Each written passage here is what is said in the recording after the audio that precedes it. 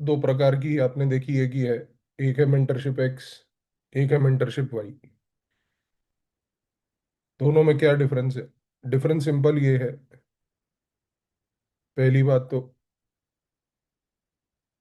ना इसके अंदर कोई कोर्स इंक्लूडेड है और ना इसके अंदर कोई कोर्स इंक्लूडेड है। कोर्स का मतलब है कि कोई सब्जेक्ट का कवरेज नहीं इंक्लूडेड है इसमें।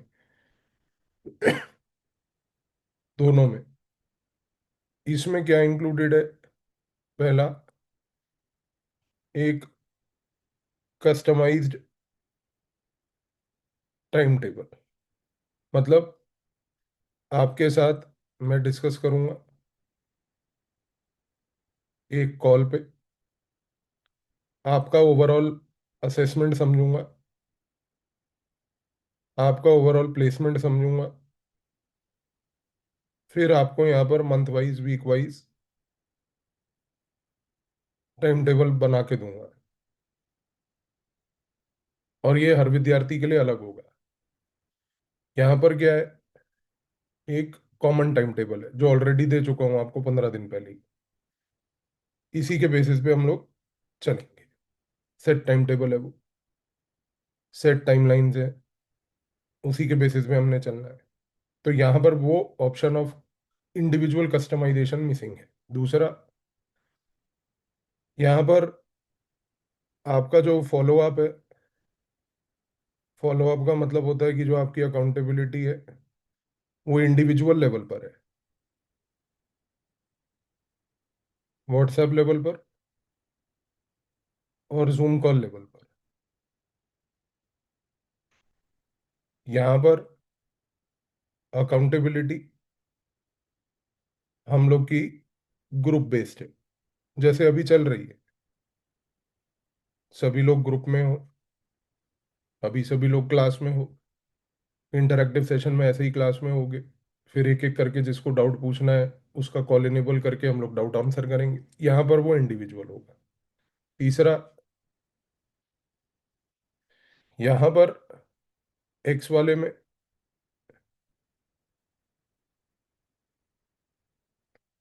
आंसर राइटिंग जो है वो इंक्लूडेड है।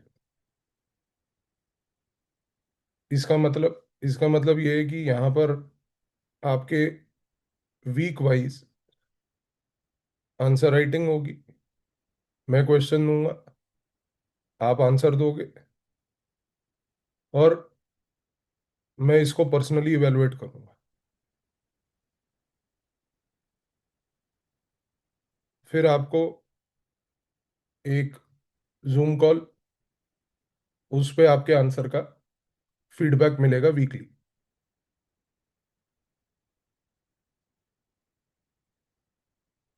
हमने एक हफ्ते में जो आंसर्स लिखे, आपने जो आंसर्स मुझे भेजे, उसको मैंने इवेलुएट करा। फिर वन ऑन वन आपसे इंटरेक्ट करा।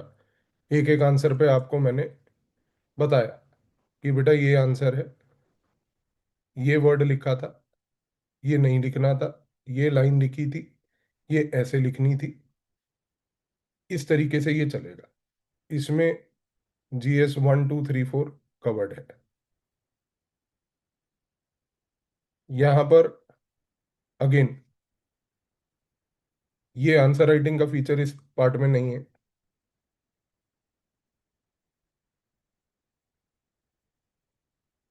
यहाँ पर चौथा क्या है, प्रीलिम से पहले प्रीलिम्स एज है। प्रीलिम्स एज प्रोग्राम होगा एक, जिसमें यहाँ पर इंडिविजुअली अंडर क्लासेस होंगी। प्रीलिम स्पेशल जो न्यू पैटर्न है उसको कैसे मैनेज करना है, उसके बेसिस पे आपके प्रीलिम्स के टेस्ट होंगे। उन टेस्ट का परफॉर्मेंस चेक होगा जो मैं करूँगा। ये चीज़ यहाँ पर नहीं है। पांचवा,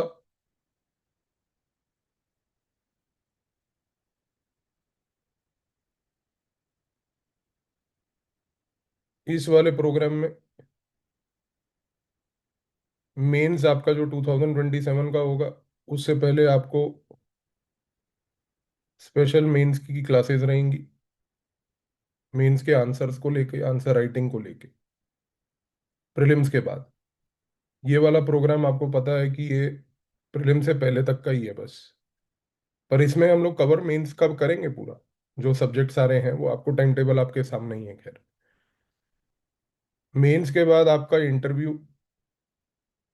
इंटरव्यू के लिए आपको जो डिटेल्ड एप्लीकेशन फॉर्म फिलिंग होता है वो, आपका मॉक इंटरव्यूज मेरे साथ रहेगा, वो चीज़ इसमें नहीं है। This is the basic idea. बाकी जो कॉमन है वो यही है।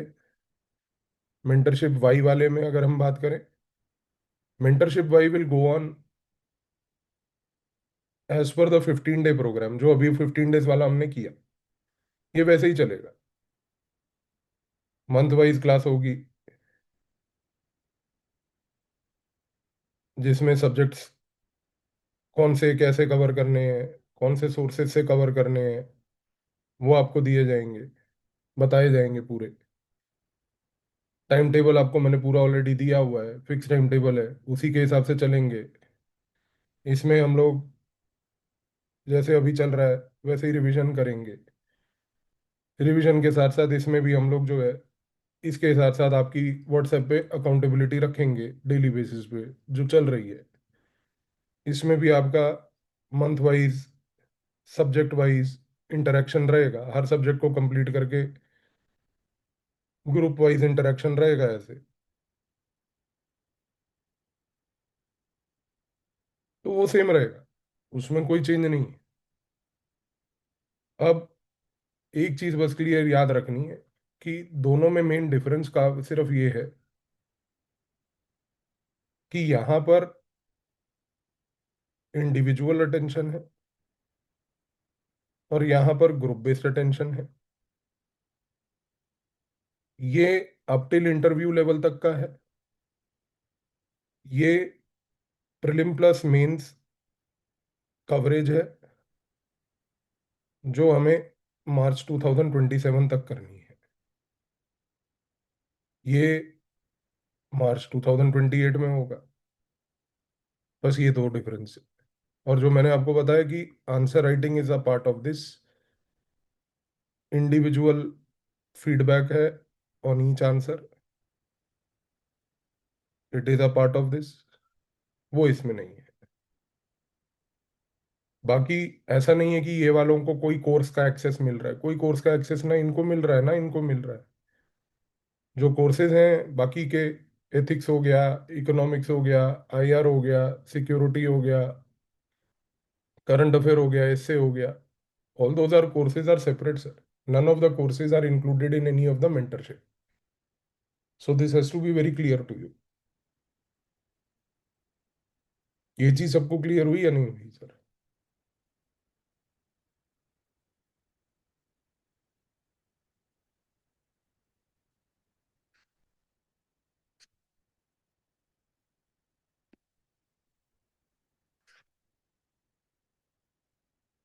समझ आई या नहीं आई सर? हर सब्जेक्ट के बाद इंटरेक्शन होगा बेटा। सब्जेक्ट कंप्लीट होगा, then we will keep a day for interaction. ये ऐसे चलेगा।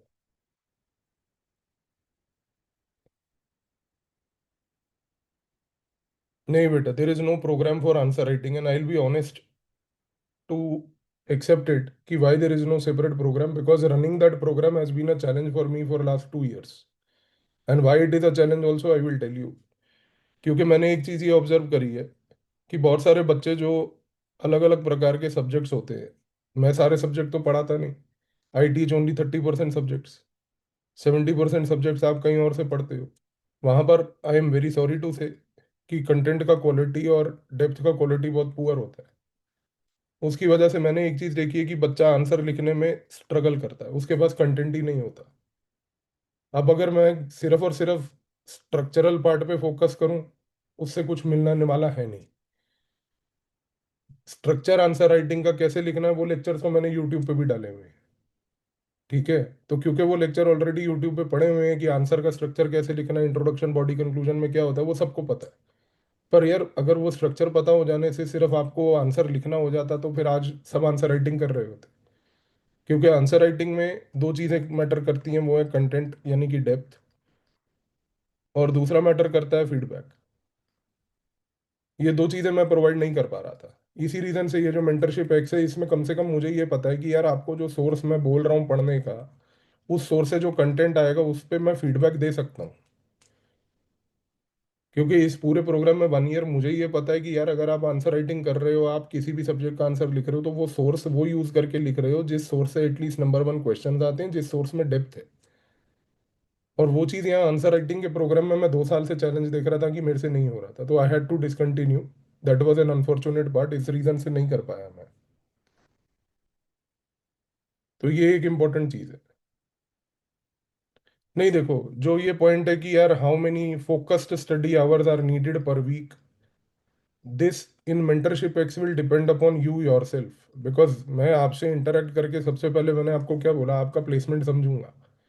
क्योंकि you may be a working aspirant, you may be a college गोअर, you may be a full time aspirant, I don't know that. So principal focus of mentorship X is to know that who you are, and based on who you are, आप कैसे placed हो, क्या हो, उसके basis पे सब कुछ चलेगा।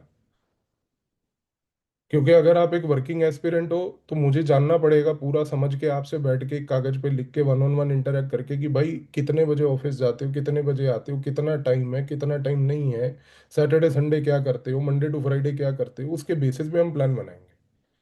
और एक चीज मैं क्लियर कर दूं, आई थिंक ये चीज शायद आप लोग जानते हो कि सर देर इज नो लौंडा model here in my case ever. मेरे को जो लोग पिछले 2-3 साल से जानते हैं शायद वो ये चीज़ को समझते होंगे। लौंडा मॉडल का मतलब ये है कि सर अगर मैं कुछ बोल रहा हूँ तो मैं ही बोल रहा हूँ। मैंने अपने नीचे वो 5-5, 10-10 हज़ार के लौंडे नहीं रख रखे। अगर मैं आपको बोल रहा हूँ कि मैं इंटरेक्ट करूंगा आपसे तो मैं ही करूंगा सर। मैं यहाँ पर लौंडा ला के खड़ा नहीं कर दूंगा कि मेरे ब्याह पे अब जो एक लौंडा आएगा, मैं तो जो है बाबा जी का प्रवचन देने आया हूँ। सो दैट लौंडा model of mentorship which people in the market do, कि आप एक बड़े टीचर के नाम पे मेंटरशिप ले लो और वो आपको एक लौंडा असाइन कर देगा, वो यहाँ पर काम नहीं होने वाला है सर।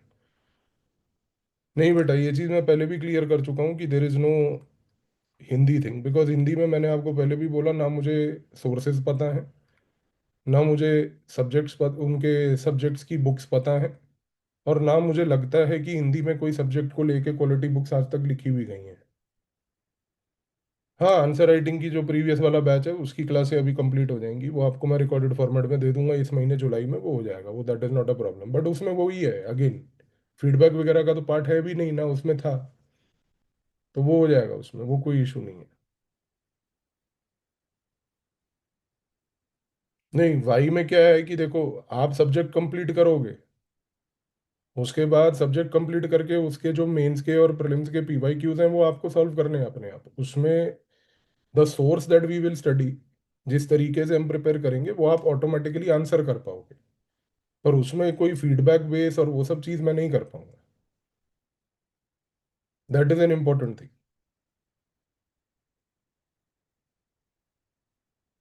कंटेंट का सोर्स का मतलब ये होता है कि भाई कौन सा सब्जेक्ट को कहाँ से पढ़ना है वो मैं बताऊंगा आपको, और वो पूरा महीना हम करेंगे उसको।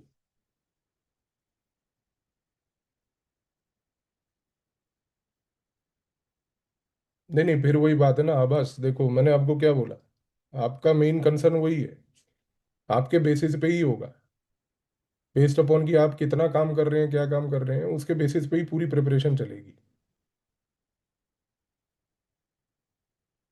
हाँ, पीएसआईआर के बारे में ये है कि पीएसआईआर में अभी दो चीजें हैं। मैंने एक चीज पहले भी पीएसआईआर को लेके क्लियर की थी, यूट्यूब पे क्लासेस डाली हुई हैं मैंने, 188 क्लासेस हैं। उसके लिए रेलेवेंट है जिसने 2026 में मेंस देना है, उसके लिए रेलेवेंट है। अगर वो मेंस दे रहा है 2026 में, वो एग्जाम पास करेगा इस क्लासेस से। पर अगर आप 2027 के लिए ये वाला कंटेंट यूज करोगे, मैं आज ही आपको बोल देता हूँ and this goes on record today, आप उस कंटेंट से फेल होगे। उसका रीजन है कंटेंट से फेल क्यों होगे, ये यूट्यूब की क्लासेस 2025 की हैं, इसका 2025 से 2026 में यूज हो रहा है। 2025 की क्लास अगर आप 2027 के एग्जाम के लिए 2027 के अगस्त के महीने में यूज करोगे, ये 2 साल पुराना कंटेंट है सर। ये काम नहीं आएगा वहां पे। और अगर आपको लग रहा है काम आएगा, मैं आज ही बोल रहा हूँ, मेरी रिस्पॉन्सिबिलिटी नहीं है उसको लेके। और मैंने ये चीज़, जब ये 2025 में यूट्यूब पे क्लासेस डाली थी, हर क्लास में ये चीज़ कैटेगोरिकली बोली थी। आप चाहे जाके यूट्यूब पे वो देख लो। मैंने कैटेगोरिकली बोला था ये 2026 वालों के लिए है। मैंने कभी क्लेम नहीं किया कि वो 2027 या 28 वालों के लिए है। वो सिर्फ 2026 वालों के लिए थी, जिन्होंने इस साल का मेंस देना है। आप अगर इस साल का मेंस नहीं दे रहे हैं तो वो कंटेंट आपके लिए रिडंडेंट है। बाकी आपको क्या करना है उस कंटेंट का, वो आप देखिए। आपका अगर प्रीलिम नहीं निकला, प्रीलिम नहीं निकल पाया, जिस कारण से आप इस साल मेंस नहीं दे पाए, तो वो कंटेंट आपके लिए फायदेमंद नहीं है। ये चीज मैं पहले ही क्लियर कर चुका हूं और मैं दोबारा रिपीट करके क्लियर कर रहा हूँ। जहां तक अब दूसरी बात है PSIR को लेके, वो ये है कि पहली चीज, इस साल अभी एक कोर्स है हमारा, अगस्त से स्टार्ट होगा। उसमें हमारा क्लासेस होंगी और वो लाइव चलेंगी। ये 2027 वालों की कंटेंट चेंज्ड है उसमें पूरा, जाहिर सी बात है। ये 2027 वालों के लिए है। नहीं, मेंटरशिप वाई में पूरा टाइम टेबल आपको दिया हुआ है मैंने। कुछ सब्जेक्ट्स 15 दिन में होंगे और कुछ सब्जेक्ट्स 30 दिन में होंगे। वो टाइम टेबल आपके पास है, उसके बेसिस पे होगा। बेटा आपका हिंदी मीडियम है, किसी हिंदी वाले को ही पकड़ना पड़ेगा उसमें, मैं आपका कुछ नहीं कर पाऊंगा अनफॉर्चुनेटली। नहीं, अनुभव, हर सब्जेक्ट की रिवीजन शीट नहीं होती है। हर सब्जेक्ट के रिवीजन टेक्निक्स होते हैं। मैंने आपको बोला था टेक्निक्स प्लस अप्रोचेस, वो हम क्लास में करते रहेंगे। रिवीजन शीट नहीं होगी हर सब्जेक्ट की।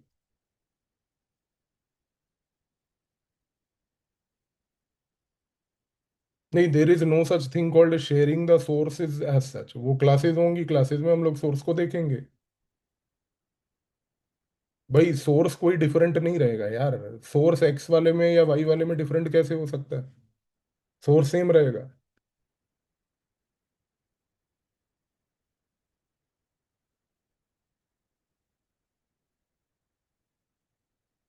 भाई जो कोर्स मैं लूंगा उसमें आपको कोई सोर्स कैसे पढ़ना है? जो कोर्स हम पढ़ रहे हैं, कोर्स के क्लास नोट्स आर सफिशिएंट।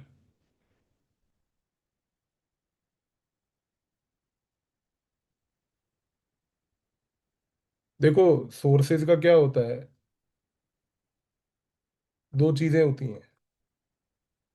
एक, कि वो सोर्स पढ़ने से सब्जेक्ट कंप्लीट होगा, जैसे हमने अभी एंशंट किया। पर अभी आपको मैंने क्या बोला कि एंशंट में अभी सेकंड स्टेप हमारा क्या बाकी है, जो 3 महीने करना है, वो है वैल्यू एडिशन। आप अगर मेरे को ये बोलो कि भाई हमने ये 8 दिन के 8 चैप्टर पढ़ लिए, अभी इसके बाद हमें IAS बना दो, नहीं होगा बेटा वो। क्योंकि आपने अभी ये वाला काम नहीं किया है। ये काम करने के लिए 3 महीने लगते हैं, जो आपको अभी मैंने शुरुआत में एक्सप्लेन करे। और ये 3 महीने से पहले क्या करना है, 3 महीने की रिवीजन करनी है, जो अभी आपको अगले 3 महीने करनी पड़ेगी। क्योंकि जब तक ये कंटेंट जो आपके पास है उसका एक एक लाइन आपका दिमाग में नहीं छपा होगा, तब तक आप वैल्यू एडिशन स्टेज पे नहीं जा सकते।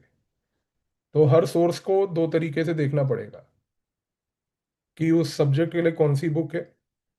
अगर मान लो कि वो कोर्स करा रहा हूं मैं, जैसे कि एथिक्स है, तो उसमें फिर हमारे क्लास नोट्स हैं।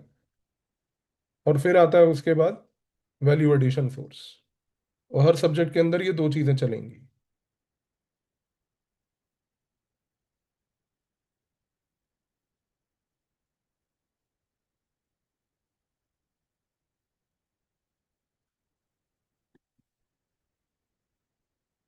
हाँ देखो, जो एक चीज है, अभी मैंने 2 4 लोगों का ये किया था कि जिन लोगों ने, अगर किसी ने वाई लिया हुआ है, उसको एक्स पे जाना है, तो उसको वाई का मैं रिफंड दे देता हूँ। और रिफंड करके वो फिर आप एक्स डायरेक्टली उसको प्लेटफॉर्म से ही ले सकते हो। एडजस्टमेंट का कोई ऑप्शन नहीं है। The only option is I can issue you a full refund and then you can go and see what you want to do.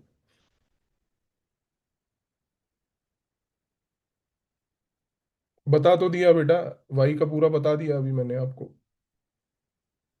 बेटा 2028 अभी बहुत दूर है बच्चे। ओमदीप, अभी 2027 पहले है, वो करते हैं, फिर 2028 आएगा तब वो करेंगे। हाँ विकास, PSIR का कोर्स जो है ना बच्चे, उसमें तीन चीजें हैं, मैं आपको बताता हूँ। मैं उसके लिए एक अलग लेक्चर ले लूंगा यार। उसमें क्लासेस होंगी जिसमें हम पूरा सब्जेक्ट पढ़ेंगे। उसमें क्लासेस के साथ साथ हमारा रिवीजन होगी, वो कैसे करते जाना है मैं बताता जाऊंगा। तीसरा, इसमें मैं आपके PYQs जो हैं वो आपको क्लास में सॉल्व भी करवाऊंगा, और सॉल्व करने के साथ साथ आपके थोड़े से PYQs को इवेलुएट भी करूंगा। यानी कि एक तरीके से आप लेके चलो कि इसमें live in class answer writing है इंक्लूडेड। वो मैंने उसमें लिखा हुआ है आपके कोर्स पेज पे भी, PSIR में। और मैंने PSIR के कोर्स में ये भी वहां पर लिखा हुआ है, और ये मतलब खैर, आप अगर मेरे को जानते हो तो ये पता है, मैं कोई PDF नहीं देता, मैं कोई नोट्स नहीं देता आपको। हम रनिंग नोट्स बनाने हैं हर सब्जेक्ट के, वेदर इट इज PSIR और एनी अदर थिंग। और वो रनिंग नोट से आपको पढ़ना है, ना मैं PDF देता हूँ, ना मैं कोई PPT का आज तक कभी प्रयोग किया है, ना करूंगा जीवन में। क्योंकि कुछ चीजें जो नहीं करनी है वो नहीं करनी है सर।